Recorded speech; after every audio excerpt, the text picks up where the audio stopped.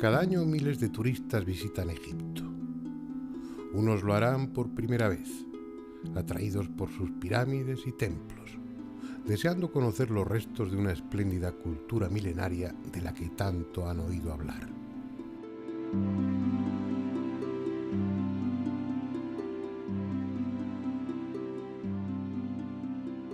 Pero compartirán el avión con otros que ya han estado allí y vuelven por segunda o tercera vez, incluso con algunos que han perdido la cuenta de cuántos viajes han hecho ya al país de los faraones.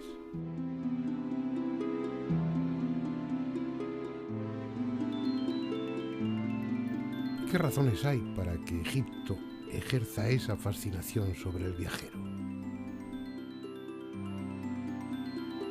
En realidad tantas como se quiera. Historia, grandiosidad, romanticismo, misterio, pero sobre todo el sentimiento de que allí hay algo oculto, algo por descubrir, un secreto que ni arqueólogos ni historiadores han podido desvelar y que incomprensiblemente tiene que ver con nosotros, con cada uno de los que vamos.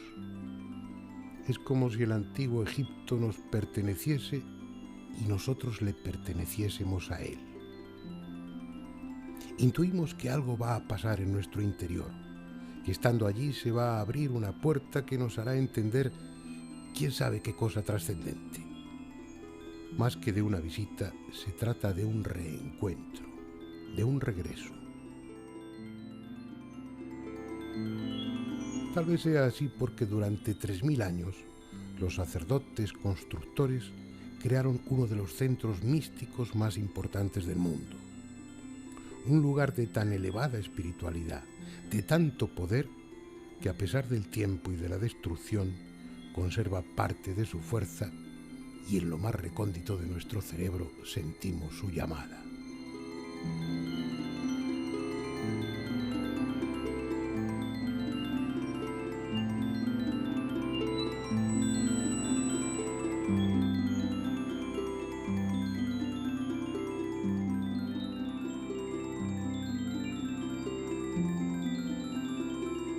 Una llamada a la que no supo resistirse un hombre cuya tumba, en el cementerio londinense de Putney Vale, vamos a visitar.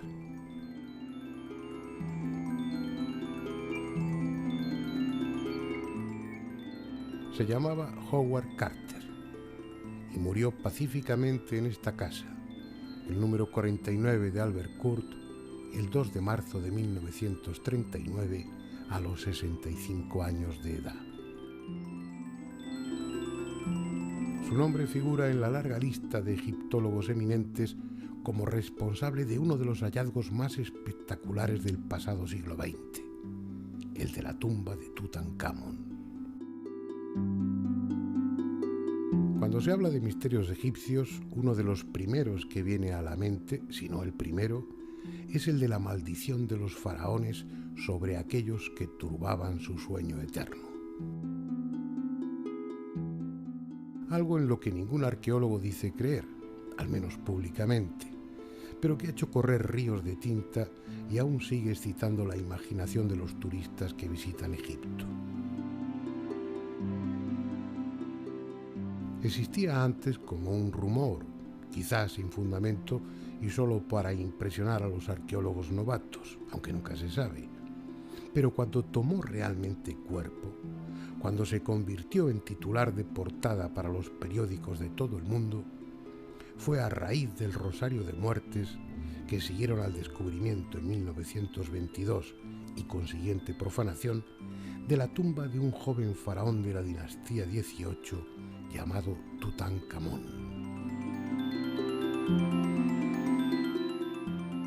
Este es el escenario, un valle calcinado y polvoriento al otro lado de las colinas de Deir el-Bahari, conocido como el Valle de los Reyes. Fue el faraón Tutmosis I hace unos 3500 años el que tomó la iniciativa de ser enterrado aquí en una tumba subterránea, con la esperanza de que oculta bajo la arena no fuese profanada. Los siguientes faraones secundaron la idea y el valle se convirtió en necrópolis real. aunque lo cierto es que las tumbas eran saqueadas igualmente y a veces casi inmediatamente después de haberse celebrado las exequias.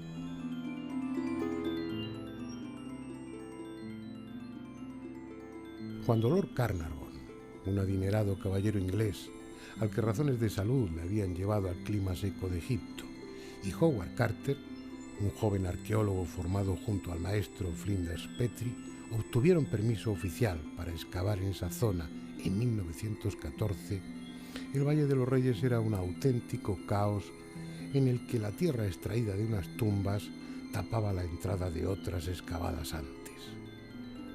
Nadie pensaba que allí pudiera quedar algo que mereciese la pena.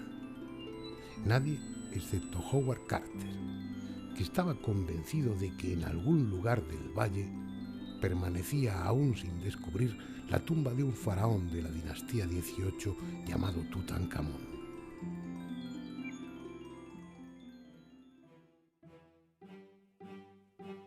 Estalló la Primera Guerra Mundial y los trabajos tuvieron que aplazarse, pero por fin en 1917 Carter comenzó a excavar y a acumular decepciones.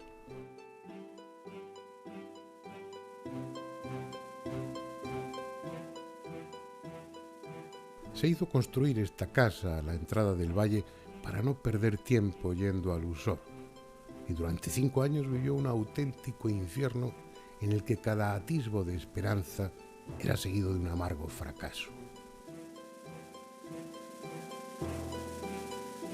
Hasta que un día, cuando ya Lord Carnarvon, harto de tanto fracaso, había decidido no poner más dinero en la empresa, los obreros dejaron al descubierto los primeros peldaños de una escalera que se hundía en las profundidades.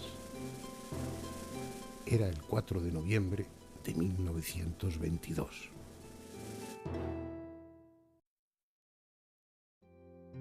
El destino había querido compensar tanto esfuerzo haciendo realidad el sueño de aquellos dos hombres, porque libres de tierra y escombros, los 16 escalones descubiertos descendían hasta la ansiada tumba.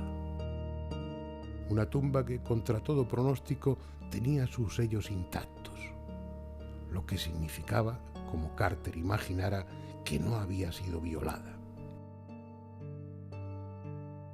La piqueta abrió un agujero y la luz de la linterna dejó ver un heterogéneo montón de objetos entre los que no faltaba el brillo del oro. Todo estaba en desorden, pero aparentemente no faltaba nada del ajuar funerario. La conclusión lógica, que después se confirmó, era que la tumba fue profanada, pero por suerte los saqueadores habían sido sorprendidos en plena tarea y los sacerdotes se limitaron a sellar de nuevo la tumba sin ordenar los objetos.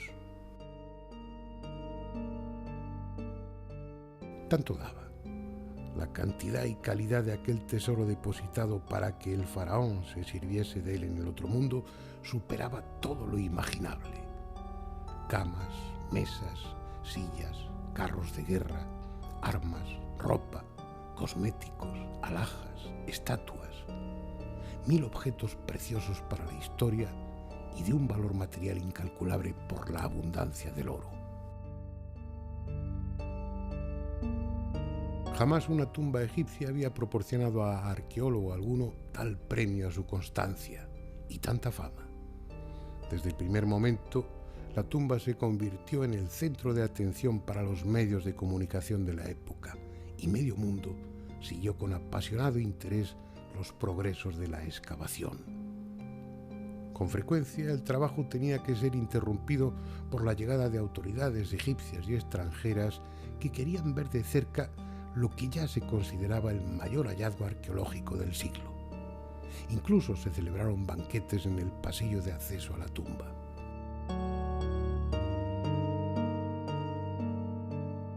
Con orden y método, las piezas fueron retiradas una a una, convenientemente embaladas y luego almacenadas para su oportuno estudio.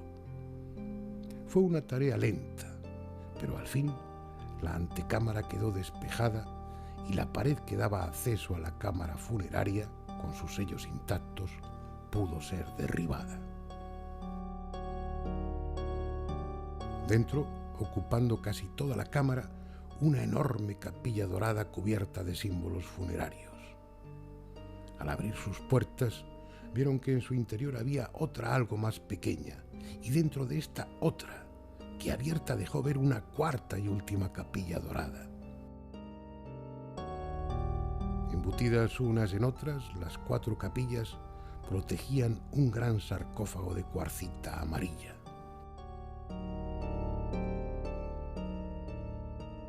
Levantada su tapa, apareció un féretro con la imagen del faraón, que una vez abierto dejó ver otro dentro de él y abierto este otro más.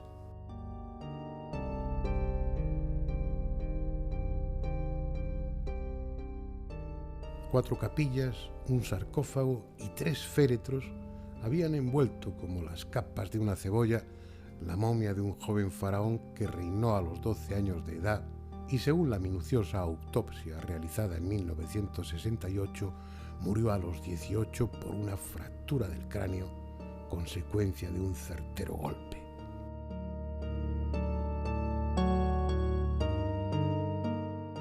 Hijo, yerno y probablemente hermano de Akenatón, el célebre faraón hereje que estableció como dios único a Atón, simbolizado por el sol, el joven Tutankamón, adecuadamente manipulado por su suegra, la bella Nefertiti, y otros personajes de la corte, volvió a establecer el culto tradicional a Amón, con lo que la poderosa casta sacerdotal recuperó su influencia.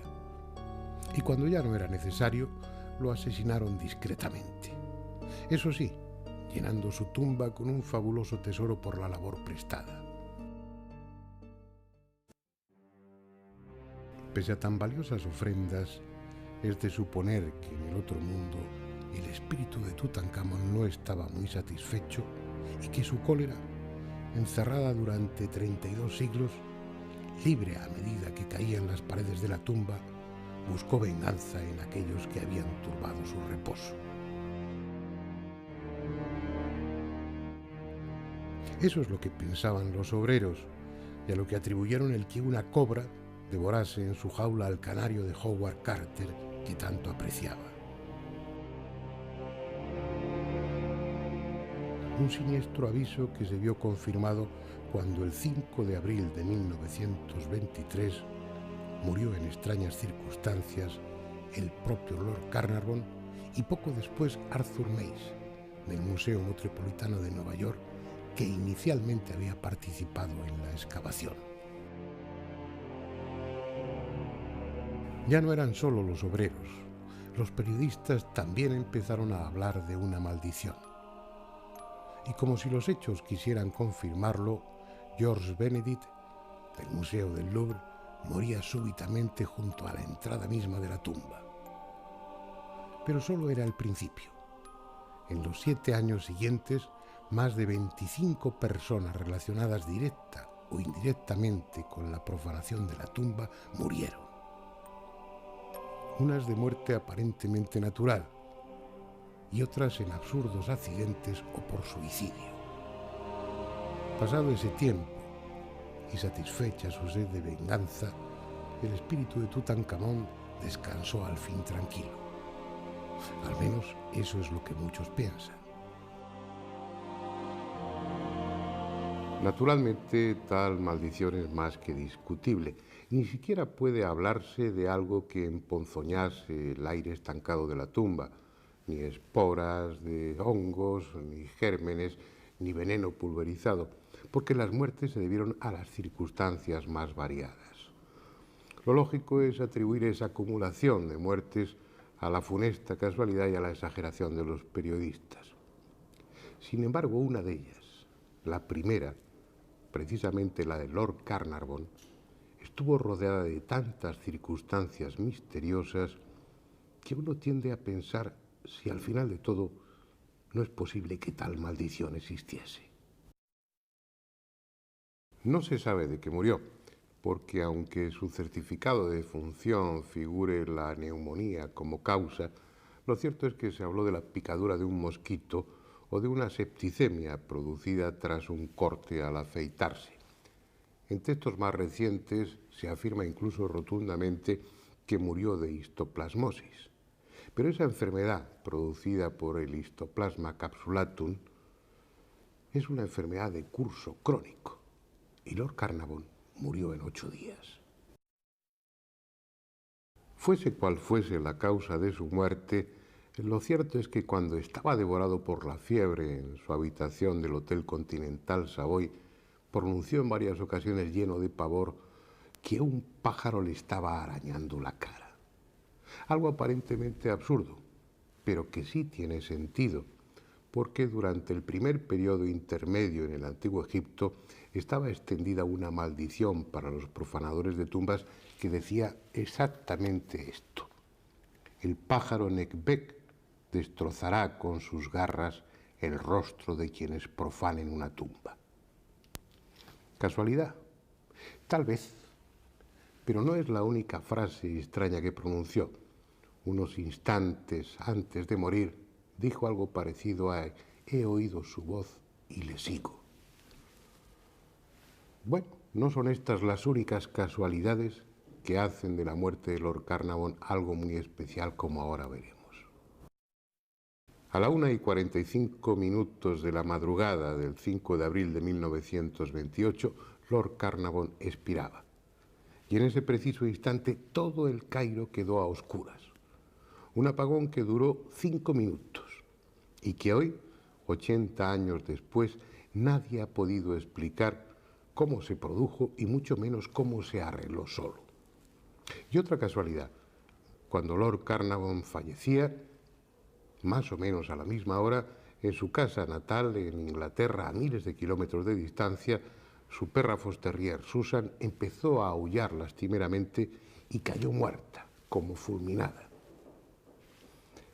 Lo mejor es no creer en las maldiciones pese a todo y atribuir estos extraños sucesos a los misterios que hay en esa tierra extraña. Pero como queda tiempo, vamos a referirnos a algunos más de esos misterios. Este es un río singular. Está tan cargado de leyenda, se ha acumulado a sus orillas tanta historia, que no hay otro río en el mundo que pueda comparársele. Los griegos le dieron el nombre de Crisonoas. Para los árabes era sencillamente Bahr, el mar. Hoy todos le conocen como el Nilo. Pero hubo un tiempo en que tuvo la categoría de un dios. Hace de eso muchos siglos. Hapi, que tal era entonces el nombre de este río, fertilizaba periódicamente una estrecha faja de tierra a ambas orillas y daba con ello sustento a una de las culturas más prodigiosas que ha conocido este planeta. Sus aguas fueron tan vitales para el viejo Egipto como lo es la sangre para los seres vivos. Lento y majestuoso en la última parte de su recorrido, fue también el camino por el que las barcazas trasladaron las piedras talladas para los templos y las mercancías con las que comerciaban con otros pueblos del Mediterráneo: fenicios, chipriotas, sirios y sobre todo griegos. Egipto y Grecia mantuvieron estrechas relaciones durante varios siglos, al punto que el griego era el segundo idioma para la clase alta egipcia y los principales filósofos y sabios griegos iban a las escuelas sacerdotales de Egipto para estudiar y consultar sus archivos. Herodoto, el célebre historiador de Halicarnaso, estuvo por aquí hacia el 430 a.C., documentándose para el libro segundo de su historia. Y fue él quien dejó escrito que esta pirámide la mandó construir un rey déspota y cruel llamado Keops, que hasta prostituyó a su hija para conseguir dinero con el que financiar la obra. Escribió también que permanentemente hubo 100.000 obreros trabajando durante 20 años para levantar tan colosal monumento y que las piedras eran elevadas de plataforma en plataforma mediante máquinas construidas con trozos cortos de madera. Según hizo constar en su historia Herodoto, sobre la superficie de la pirámide había una inscripción en la que se detallaba cuánto se gastó en nabos, cebollas y cabezas de ajos para alimentar a los obreros. Una suma que, según el intérprete que tradujo el texto, ascendió a 1.600 talentos de plata. Habían transcurrido cuando menos 2000 años desde que la Gran Pirámide fue levantada. A esas alturas ya nadie sabía prácticamente nada de esa pirámide, del faraón a quien se le atribuye y mucho menos de las circunstancias que rodearon a su construcción. Aparte de lo que tenía delante de sus ojos, lo que cuenta Heródoto es probablemente inventado por él o que se lo dieron ya inventado. En definitiva, una historieta cargada de fantasía. Un solo ejemplo. Si, como él dice, la Gran Pirámide fue levantada en 20 años, eso significa que una piedra de más de 2 toneladas era izada hasta la hilera correspondiente, ajustada cuidadosamente en su lugar cada 3 minutos. Eso sin contar los bloques de revestimiento y la compleja red de túneles y cámaras. Tomar conciencia del misterio que entraña la Gran Pirámide requiere, en primer lugar, saber a qué clase de edificio nos enfrentamos. Cada uno de los lados de su base mide algo más de 230 metros, es decir, un perímetro de casi 1 kilómetro, y una superficie de 53.000 metros cuadrados. En el terreno que cubre la Gran Pirámide caben más de 270 pistas reglamentarias de tenis. Su altura actual es algo más de 139 metros, el equivalente a un rascacielos de 40 plantas. Está construida con unos 2.600.000 bloques de piedra. Tiene un volumen aproximado de 2.632.000 metros cúbicos y su peso se ha estimado en unos 7 millones de toneladas. Para hacernos una idea de la enormidad de la Gran Pirámide, baste decir que sus piedras, juntas unas a otras, serían suficientes para rodear toda la península ibérica y aún sobrarían piedras.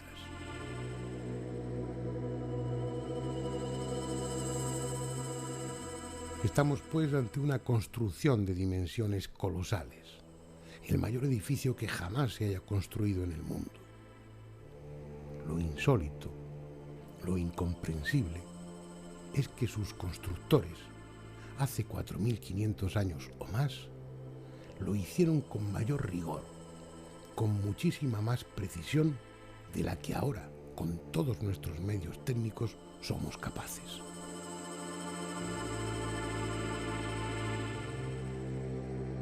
Dicho de otra manera, de acuerdo a los datos que la arqueología y la historia proporcionan, la Gran Pirámide, aunque pueda tocarse y fotografiarse, no existe, así de simple.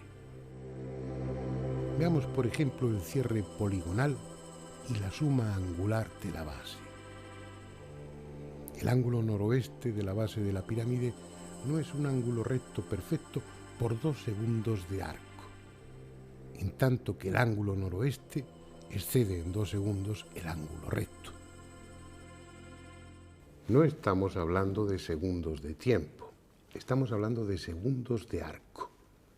En una circunferencia, por ejemplo, la de este o la de su reloj, hay 1.296.000 segundos de arco. Un error de 2 segundos, para contemplarlo en un reloj, requeriría de un microscopio electrónico. Un error que está por debajo del que admite la norma DIN 875 y que se aplica para la construcción de las más modernas escuadras de precisión que fabrica la industria actual. Hoy nuestra tecnología, que permite construir atrevidos puentes y levantar edificios con centenares de plantas, daría por bueno un error de 600 milímetros en el cierre poligonal de la base de la Gran Pirámide. Pero ellos lo hicieron con un error de solo 3 milímetros, es decir, 200 veces inferior.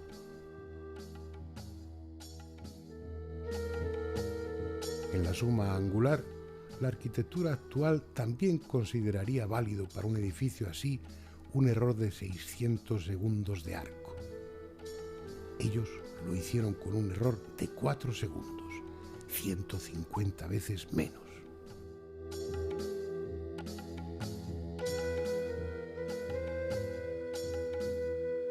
Si añadimos que en su base, de más de 5 hectáreas, el error de planitud es de 4 centésimas de milímetro por metro y que el resto de ángulos y medidas, tanto exteriores como interiores de la Gran Pirámide, están normalizados de igual manera, queda claro que aunque esté ahí, esa pirámide no existe.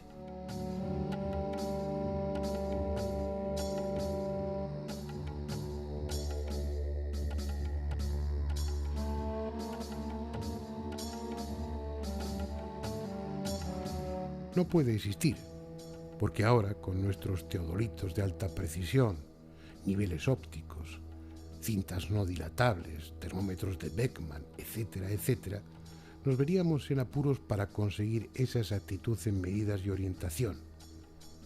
Y según lo que la arqueología y la historia saben de la Cuarta Dinastía, supuestamente la responsable de las pirámides de Giza, desconocían la rueda, carecían de instrumentos ópticos y medían prácticamente a ojo. Con esos medios es absolutamente imposible que se construyese la Gran Pirámide.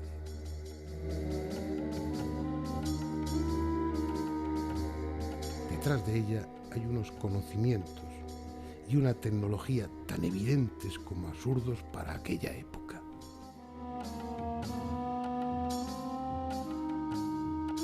Cada uno de los bloques de revestimiento que se conservan es en sí mismo una hazaña técnica.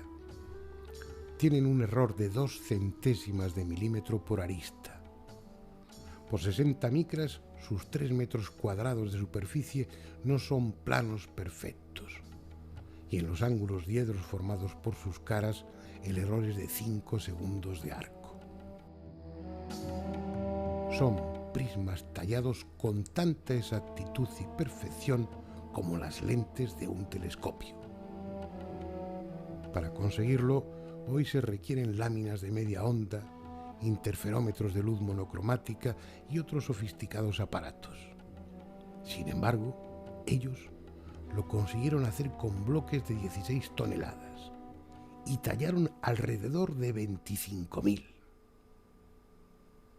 Disparatado, inconcebible e innegable, porque están ahí. El problema que plantea la Gran Pirámide es que no hay posibilidad de atribuir la exactitud de sus medidas y de su ejecución a la casualidad.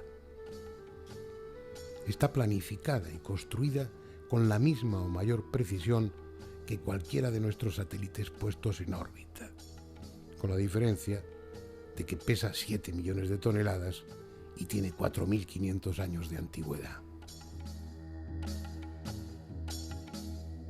Sin caer en los excesos de los piramidólogos de hace un siglo, la presencia indiscutible en sus proporciones de constantes matemáticas como pi o el número áureo phi, pasando por orientaciones y correspondencias astronómicas exactas, así como el desarrollo y solución de cuestiones geométricas complejas, conducen a una sola y posible conclusión. Quienes hicieron los planos y ejecutaron la obra eran científicos en el sentido más elevado y actual del término, dotados de instrumentos y herramientas equiparables a los de ahora, aunque no se haya encontrado ni rastro de ellos.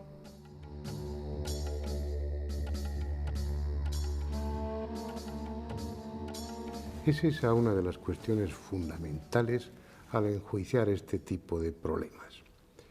Los arqueólogos se basan en hallazgos materiales, en evidencias arqueológicas. Si entre las ruinas no se encuentran restos de aparatos ópticos o de lentes y no aparecen representadas en ningún sitio, es que los hombres antiguos no las poseyeron. Pero por otro lado está la evidencia tecnológica. Si nos encontramos con realizaciones que solo son posibles utilizando sofisticados aparatos ópticos, es que los tuvieron, aunque no hayan aparecido. Estamos equivocados cuando aplicamos al pasado nuestro concepto de la sociedad actual. El conocimiento fuese cual fuese su alcance, estaba reservado a unos pocos, a los que pertenecían a determinados niveles de la casta sacerdotal y a los escribas de más alto rango. Ese conocimiento científico y técnico era la fuente de su poder, obviamente secreto y por tanto no representado o escrito en ningún sitio.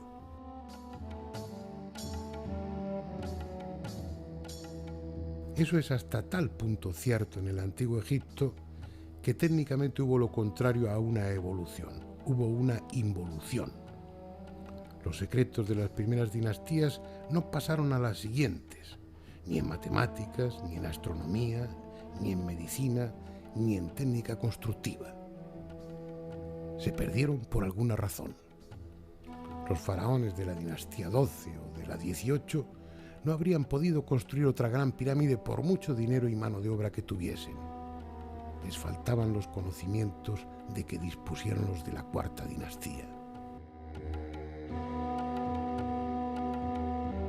Lo malo es que esos conocimientos son tan desestabilizadores, tan desconcertantes, que no solo obligan a modificar nuestro concepto del pasado, sino también nuestro concepto de la física. Este es un tarugo de piedra muy dura, producto de uno de los trépanos actuales. Su superficie es tan lisa como la de esta mesa.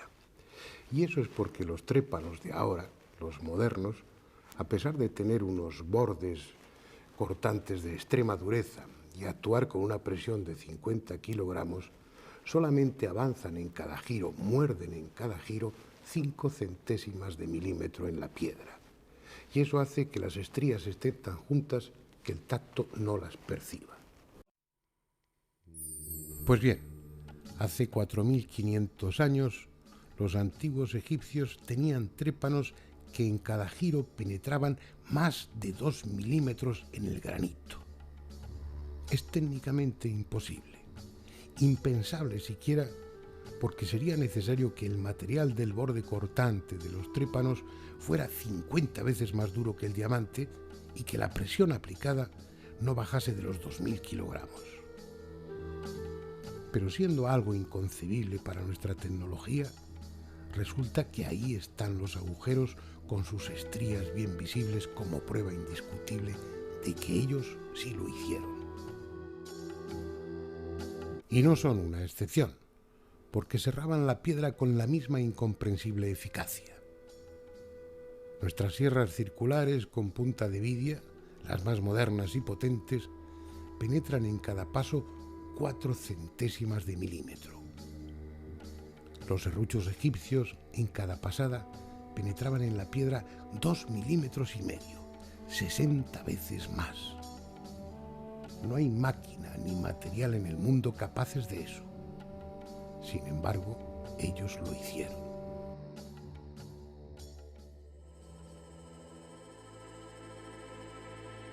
Misterios sin solución posible que hacen aún más sugerente esta cultura de templos grandiosos y arte exquisito. Lo que queda de ella despierta admiración y respeto. Pero si el viajero sabe observar, encontrará a cada paso motivo también para el desconcierto. Como este obelisco inacabado de más de 1.200 toneladas, imposible hoy de transportar, pero que con toda seguridad ellos lo habrían trasladado centenares de kilómetros de no haberse rajado mientras lo estaban tallando. Las milenarias ruinas del antiguo Egipto, espléndidas y monumentales, están ahí. Pero el secreto, el auténtico secreto de aquellos constructores, permanece aún sin descubrir.